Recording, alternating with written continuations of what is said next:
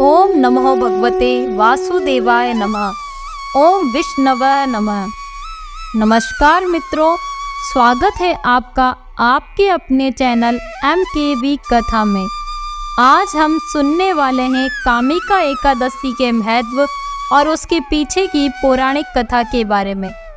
हर वर्ष सावन मास के कृष्ण पक्ष की एकादशी तिथि को कामिका एकादशी का व्रत रखा जाता है। इस दिन साधक जगत के पालनहार भगवान विष्णु के निमित्त व्रत रख विधि विधान से लक्ष्मी नारायण की पूजा अर्चना करते हैं। इस साल कामिका एकादशी का व्रत 31 जुलाई को रखा जा रहा है।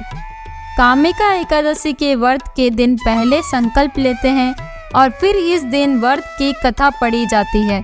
कहते हैं कथा सुनने मात्र से पुण्य फल मिलता है। इस कथा को लेकर भगवान श्री कृष्ण और अर्जुन का संवाद भी बहुत प्रचलित है, जिसमें अर्जुन ने कहा, हे प्रभु, मैंने आषाढ़ माह के शुक्ल पक्ष की देवशयनी एकादशी का सविस्तार वर्णन सुना। अब आप मुझे श्रावण माह के कृष्ण पक्ष की एकादशी की कथा सुनाने की कृपा करें।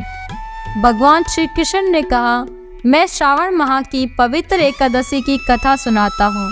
एक बार इस एकादशी की पावन कथा को भीष्म पितामह ने लोक हित के लिए नारद जी से कहा था। नारद जी की श्रावण के कृष्ण पक्ष की एकादशी की कथा सुनने की इच्छा को सुन पितामह भीष्म ने कहा, हे नारद जी, आपने बहुत ही सुंदर प्रस्ताव किया है। अब आप बहुत ध्यान पूर्वक इसे श्रवण कीजिए। श्रावण माह के कृष्ण पक्ष की एकादशी का नाम कामिका एकादशी है। इस एकादशी की कथा सुनने मात्र से ही वाजपेयी यज्ञ के फल की प्राप्ति होती है। कामिका एकादशी के उपवास में भगवान विष्णु का पूजन होता है।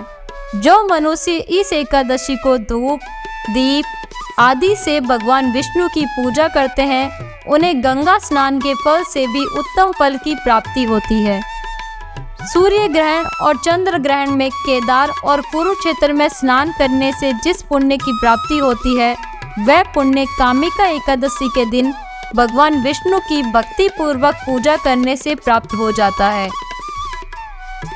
भगवान विष्णु की श्रावण माह में भक्ति पूर्वक पूजा करने का फल समुद्र और वन सहित पृथ्वी दान करने के फल से भी ज्यादा होता है। अगर किसी व्यक्ति से भगवान की पूजा न बन सके तो श्रावण माह की कृष्ण पक्ष की कामिका एकादशी का उपवास करना चाहिए। आभूषणों से युक्त बछड़ा सहित गोदान करने से जो फल प्राप्त होता है, वह फल कामिका एकादशी के उपवास से मिल जाता है। संसार सागर तथा पापों में फंसे हुए मनुष्य को इनसे मुक्ति के लिए कामिका एकादशी का व्रत करना चाहिए। कामिका एकादशी के उपवास से भी पाप नष्ट हो जाते हैं। संसार में इससे अधिक पापों को नष्ट करने वाला कोई और उपाय नहीं है।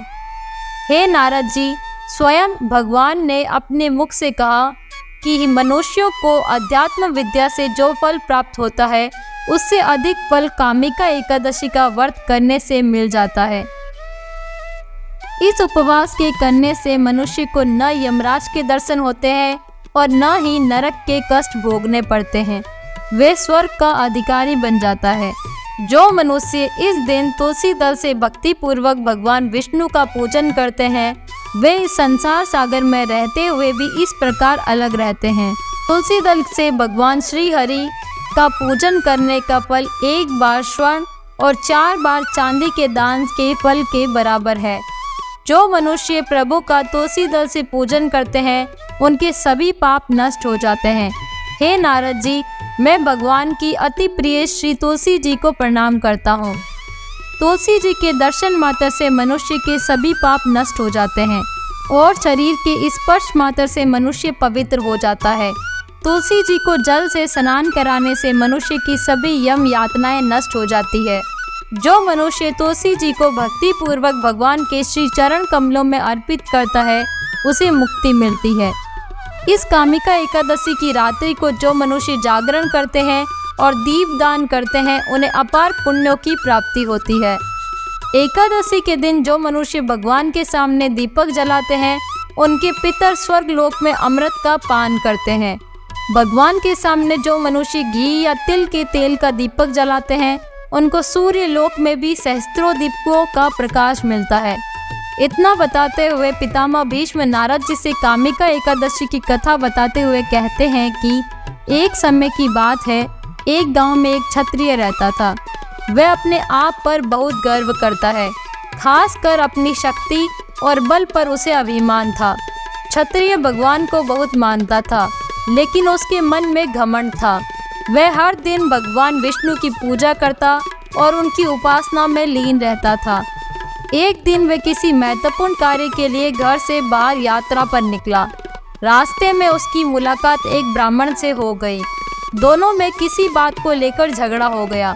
झगड़ा इतना बढ़ गया था कि बात हाथापाई तक पहुंच गई। क्षत्रिय बहुत बलवान था, इसलिए ब्राह्मण अपनी दुर्बलता के कारण क्षत्रिय के वार को सहन न कर पाया और वे वहीं गिर गया और उसकी मृत्यु हो गई।